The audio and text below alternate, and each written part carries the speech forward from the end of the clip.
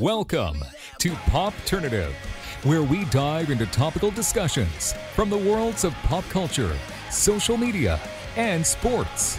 Here is your host, Peter Remoliotis, aka PD Beats. Gentlemen, how's it going? Thank you so much for your time. Yeah, thank you. Good, how are you?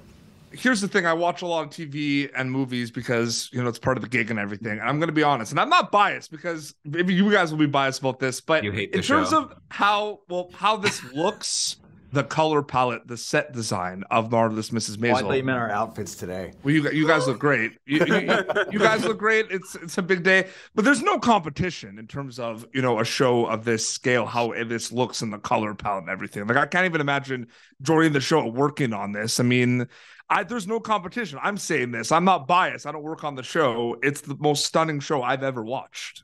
It's incredibly cinematic, isn't it? Like, I've never worked. You don't get to do that in television. Generally, there's, you can count on one hand the number of shows that have been able to sort of pull that off. And, David Mullen and his crew are just, they're geniuses, and they take the time. And that was one of the fun things about this season being the last. Amazon really gave a very long leash, and then we got to play with all the toys and do just all of the things and build all of the sets. And I think they had a few extra days per episode. I think so. This time around. Yeah. And it really shows because it's just incredible, and it raises the bar for everyone working on the show when you're trying to, really reach this very cinematic, caliber for television, and it felt fun to deliver that. And from top to bottom, like, everything is so detailed and feels so real. Like, the sets are all extraordinary. The costumes are all, if not period, like hand stitched to your body in the period fashion. It's like it takes away. It makes it so much easier to act on the show, actually, because you take away all these like facades and like having to play pretend. You just get to like live in these spaces.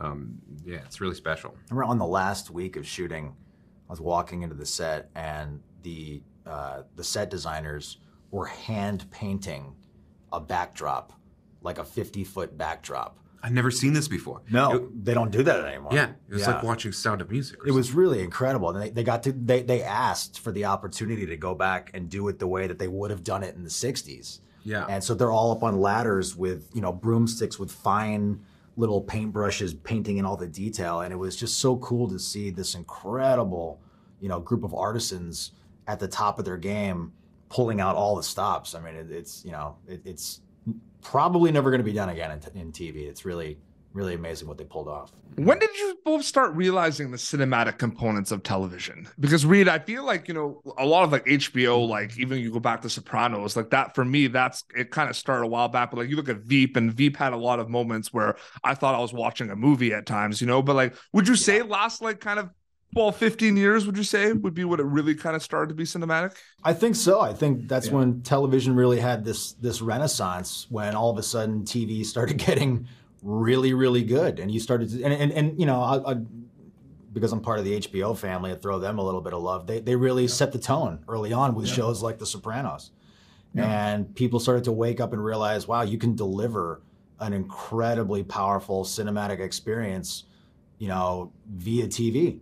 And ever since then, it's just been, just one production topping the next, and then Maisel comes along and kind of blows everything out of the water. I mean, you have like your Game of Thrones kind of stuff, which is beautiful in its own right and relies very heavily on CG components and things like that, which is its own brand of artistry. Yeah.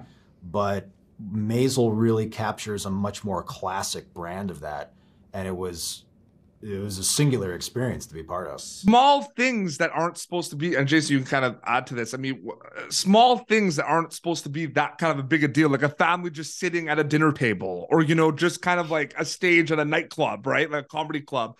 Things that are just kind of there feel so like elevated in Maisel. You know what I mean?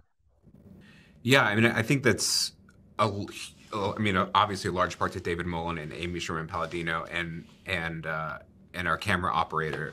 What is Jim's last name? McConkey. Their relationship and the way that those three communicate and build out these shots and build and light this world.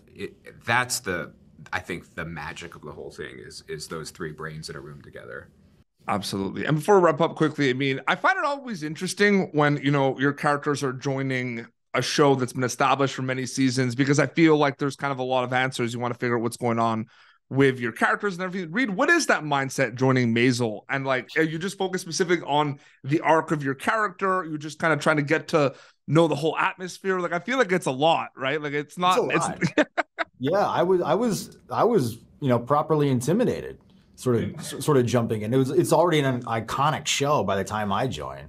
So, you know, there's that, but it was, and I've said this before, it was such an incredibly welcoming set, and Rachel sets the tone, you know, and it runs from, you know, from Amy and Dan as well, but Rachel, as, you know, the number one in the show, welcoming other cast members like myself in and making sure that, you know, on the first few days, are you comfortable? Have you met everybody? You know, going above and beyond her responsibility as an actress really helped me, because I was, you know, mega fan of everyone on the show. But then it was also kind of cool because the world that we got to play in is its own little world inside the world of Maisel. So we were sequestered off into our own little space, which really, you know, for my part, helped, you know, kind of drop into the character and drop into the world. And we got to sort of make our own little show within this show. And Amy and Dan kind of, we're not like improvising or anything, a whole lot, but we got to, as much as we can, really make it our own. And I didn't want to leave that world at the end. I wanted to just sort of live at our little mock-up 30 Rock and keep doing the Gordon Ford show with these guys. Absolutely. Jason, what about you specifically before we wrap up? Just about kind of joining what like, because it's tough, right? Because there's always going to be, you're playing catch up, I feel like, a little bit, right? I had a little bit of a heads up because I've been around the show for a while. And so in a lot of ways, it was kind of like coming home and getting to like come and play with all these people that I've known for so long. And again, everyone from the very beginning is just like so welcoming and so supportive. The table reads for Maisel are just like absolutely incredible. And like, I'll just like, Kevin Pollak and Tony are just like the #1 fans of this thing. And like, I'll have like a speech or something, and you get a couple laughs and Kevin looks at you, he's like, yeah, good job. And Tony's like, yeah, Just like, it's just like, it's that kind of environment, and it just like feels like we're all kind of like all in it together, and it's like highly collaborative, especially like at that state. Yeah, absolutely. Season 5 of Marvelous Miss Maisel premiering on Prime Video April 14th. Thank you both for your time. It was really great chatting with you. Thank you. Thanks, man. Thanks. Thank you for tuning in to Popternative. Make sure to check out our past episodes of Popternative on YouTube. Be sure to like Popternative on Facebook and follow us on Twitter. This has been an Autograph Communications production.